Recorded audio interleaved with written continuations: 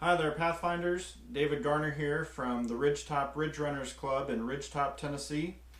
And I'd like to go over the requirements for the bird honor so that you can complete it at home.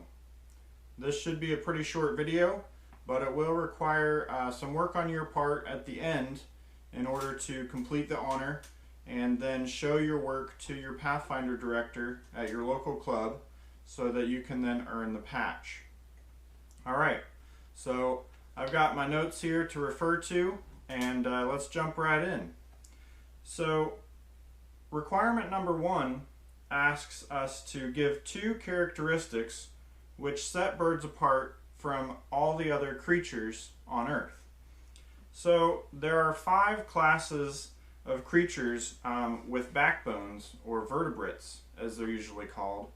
So, these include fish, amphibians, reptiles, birds, and mammals. So what characteristics classify an animal particularly as a bird and not those other 4 categories? Well, there's 10 major ones we're going to discuss. Flight, of course, is a big one, but of course birds aren't the only creatures that fly. Many insects fly. Other ones can be classified as flying too, like reptiles. Birds have hard-shelled eggs, unlike some reptiles, which tend to have soft-sided or soft-shelled eggs. Birds are warm-blooded, which means that they create their own body heat. They don't have to rely on staying in the sun in order to stay warm. They're covered in feathers. They have hollow bone structure, and this is super important to enable them to fly. It makes their bone structure very, very lightweight and allows them to get airborne and stay airborne without using so much energy. Another one is birds have a small bone structure inside their eyeball, and this is unique to birds, and it's actually what gives birds really incredible eyesight, because it allows them to better focus when they look at things. Again, birds uniquely have really keen eyesight. Other flying creatures don't necessarily have the best eyesight, and so they rely on other tools, but birds are known to have very good eyesight. Birds also have very musical or melodic voices. A lot of birds also have the ability to sense the magnetic fields of Earth. So this allows them to migrate hundreds or even thousands of miles without getting lost. They can feel the magnetic pull of the Earth, and they know which direction is north and east and south and west. Essentially, they have a built-in compass, so that enables them to migrate more easily. And number 10, birds tend to be very colorful. And there are a lot of reasons for that, but that's one of the big things that sets birds apart from a lot of other creatures. Alright, requirement number 2, name 3 flightless birds and tell what their diet consists of, and name the country or continent where they are typically found. So the 3 I chose, starting with the emu. The emu is a large bird, kind of like the ostrich. It is, of course, flightless. It's native to Australia, and it eats a variety of plant species, and also can eat insects. But I chose to talk about the emu because it actually is a popular animal to raise on farms here in Tennessee. I'm not sure exactly why that became popular, but there are several emu farms around where I live. Another one, of course, is the ostrich. Everyone knows that bird, and it's native to the savannas of Africa, and it's, of course, flightless, has a very long neck, but it can run extremely fast. And it feeds on seeds, other plant matter, and occasionally eats insects such as locusts. And then the third one that, of course, you're probably already thinking of is the penguin. They live exclusively in the southern hemisphere, And they don't only live on Antarctica. They also live or migrate sometimes to other continents like the tip of South America and Patagonia, and even further up as far as Brazil sometimes. And they feed on, of course, krill, fish, squid, or other forms of sea life that they swim for and catch. And they actually spend about half of their lives on land, and the other half is spent in the water. That's a really long time. And penguins are one of my favorite creatures. I'm sure they're one of your favorites too. So that's 3 birds that are flightless. All right, next requirement is to give the day of the week when birds were created. So this text or reference can be found in Genesis 1:20 through 23. And of course, birds were created on the 5th day of creation week. Now we're supposed to find in the Bible the names of 5 birds and be able to name them from memory and where the text in the Bible is that mentions them. So the first verse I'm going to share with you I like because it names 3 birds. So you can knock out 3 of these with just one verse, and that's found in Isaiah 34:11, and it names the pelican, the raven, and the owl. Depending on your translation, it might name slightly different species of birds, but that verse is good because it names 3 birds, and you can memorize that one easily. Another one I like is Genesis 8:8 through 11. It mentions the dove. Doves are really cool and have long been a symbol of peace, so that's a good one to know. And then another really unique one I found is the peacock. I didn't even realize that the peacock was mentioned in the Bible, but it is. It's found in 1 Kings 10, verse 22. So you can get out your Bible and you can memorize these 3 texts and 5 birds if you want, or you're welcome to find your own and memorize those. So now you'll be able to tell people that the peacock and owls and other birds are found in the Bible. All right. Now, requirement number 4 is going to take a little bit more effort on your part. And it asks us to give a written or oral report of 3 ways in which God's love and purpose is shown in the creation of birds. So I'm going to leave this task mostly up to you.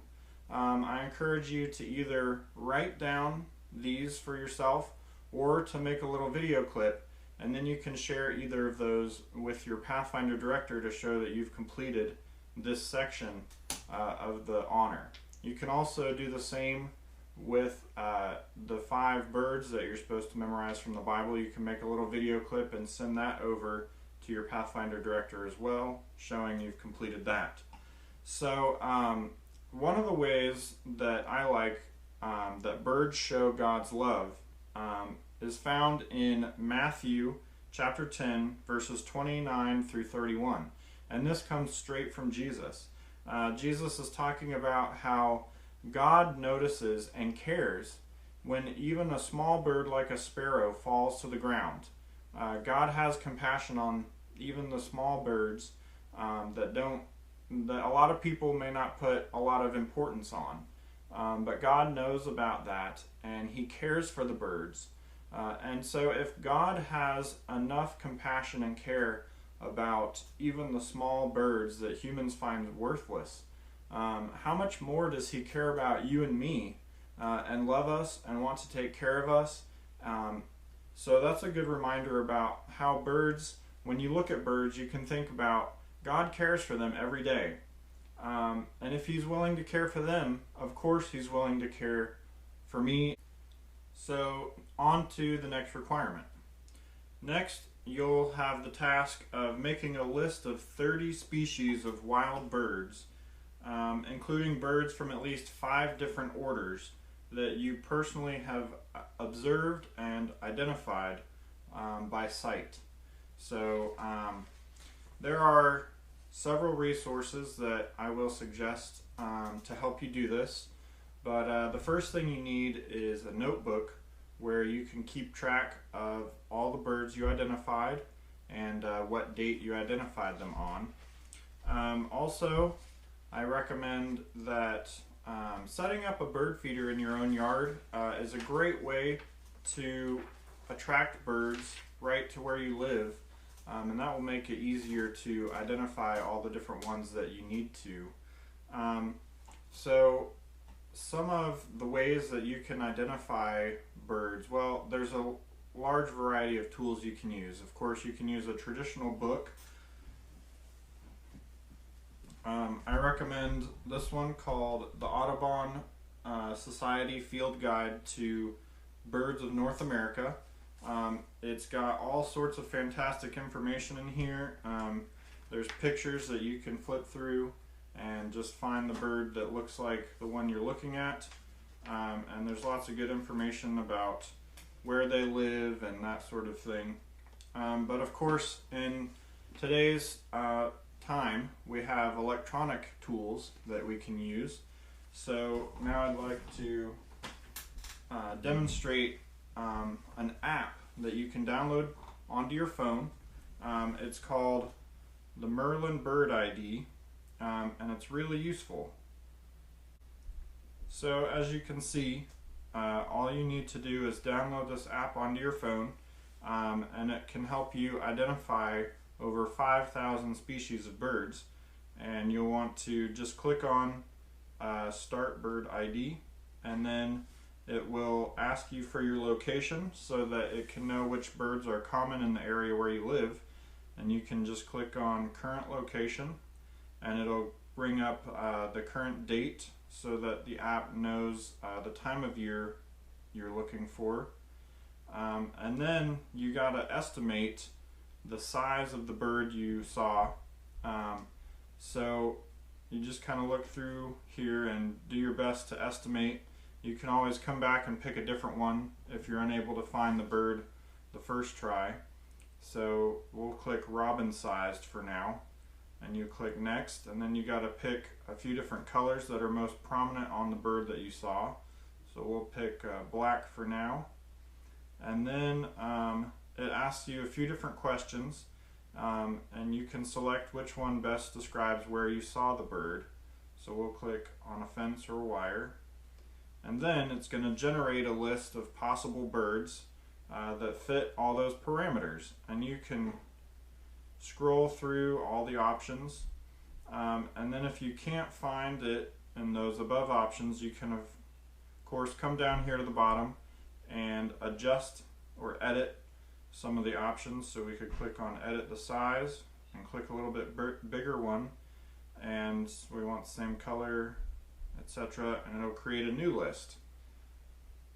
And then once you find one that looks like what you think you saw, you click on it, and it gives you more pictures in different areas. Sometimes it'll give you a picture of the adult, the juvenile, the male and the female. It gives you a little bit of information about what to look for. And another awesome part about this app is that it gives you the sounds of the birds, and we'll talk about that a bit more in a minute. Alright, so in connection with identifying 30 birds by sight, the next requirement asks you to make a list of 5 different species of wild birds that you personally identified through sound. So this is where your ears are going to be helpful. So when you're identifying those 30 birds by sight, you can also identify a few of them by sound. So you can use the same birds for both, and really learn more about a few of the birds that you're identifying. You can learn to recognize them by sight and by sound. So that way next time you're out at the park or on a Sabbath hike, you'll hear a bird and you'll know, oh, that's one of the ones I learned. It's this kind of bird. So the best thing that you can do is just go outside and try and see some of the birds that you're trying to identify by sound as well. If you're able to identify it by sight, then you can learn how the bird sounds after you identify it, and now you'll know how that bird sounds when you go outside, even if you can't see the bird. So let's go back to this app for a minute. So here is our list of birds, and we can click the pigeon, which is a common bird, and then you can click on sound down at the bottom, and there's a few different recordings that you can listen to.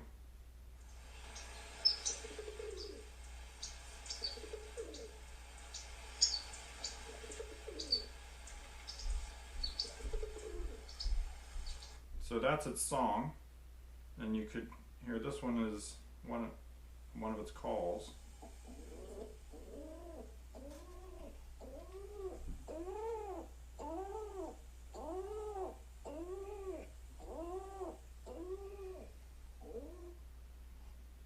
And so there are sound recordings for every single one of the birds listed in this app.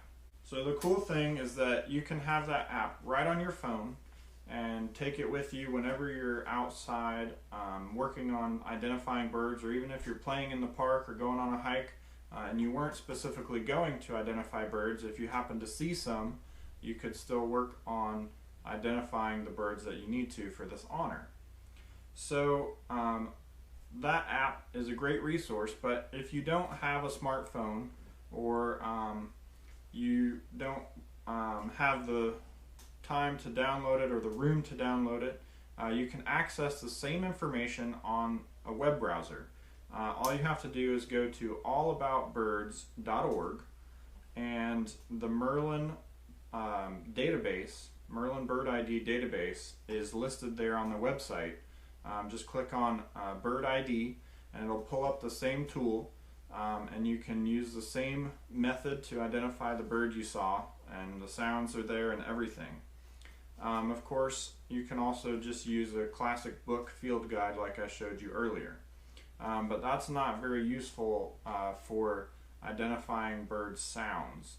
So really the digital tool is the best all-around tool to help you identify the birds that you need to. Some of the books do give a description of the sound, but that's not really helpful if you've never heard the sound before or never connected it with that bird before. So the app is really the best tool. There are other apps that you can use, but I like the Merlin one the best because it's the easiest to identify birds with. And some of the other bird apps do cost money, but the allaboutbirds.org is free, and it has a ton of great resources for you. So the last requirement that you need to meet in order to complete this honor is to set up your own bird feeder or feeding station, and report on some of the birds you see there over the course of 7 days. So you don't have to sit out there constantly, watch the bird feeder 24 hours a day, but check it every day, and use that as an opportunity to identify some of the 30 different birds you have to do visually and the 5 different ones you have to do audibly. There are a lot of different options really for bird feeders that you could do. You can go to the store and buy a pre-made bird feeder, or you can make one yourself at home. So I'm going to supply you with some resources down in the description below. I'm going to place some links. One will be to instructions on how to make a bird house for yourself out of a drink carton. Another one of the links will be to that website I mentioned, allaboutbirds.org. And a third one will be to instructions on how to make your own bird feeder at home, because buying a bird feeder, they can get pretty expensive and pretty elaborate, but you can make one at home that'll work just as well. So what do you need to put in your bird feeder? That's a common question a lot of people ask when they go to buy one or make one. So really, there's a ton of variety of bird feed out there that you can put in your feeder. I prefer the Wagner's brand wild bird feed. It's made to attract a wide variety of birds. Some bird feeds available are very specific to a few types of birds, or small birds or large birds. but I like the kind that can attract a wide variety. So you can buy that on Amazon.com, or you can go to Walmart or to Tractor Supply or Ace Hardware or Lowe's, or really a lot of different stores, especially this time of year in the spring when I'm recording this. You can find bird feed at just about any store that you go to. You can also find bird feeders at the dollar store if you want to go that route, but they tend to not last very long. They don't hold up very well, especially out in the sun month after month. So you can go to Walmart, buy a bird feeder, or you can make your own. So there's a lot of tools.